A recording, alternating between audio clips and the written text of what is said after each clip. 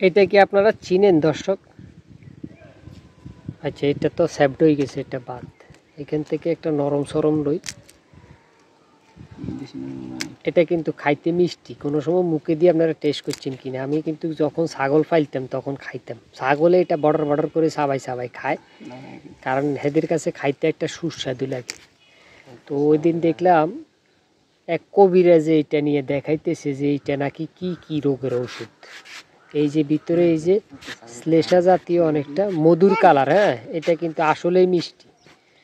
তো কমেন্টে এই যে দেখেন, মনে হয় যেন মধু পোকায় বাসা করলে যে এরকম মধু জাম হয়ে থাকে, এরকম অবস্থা। তো আপনারা অবশ্যই কমেন্টে জানাইবেন যে এই যে আমরা এটারে হোল্লা করি বা ভোট করি, এই ছড়া বলি আর কি, হ্যাঁ, এটা আসলে কি কোনো রোগের উপকারে আসে কিনা। আর যদি আপনাকে কেরলা আগে, তাহলে আঙ্গ দেশে আইবেন।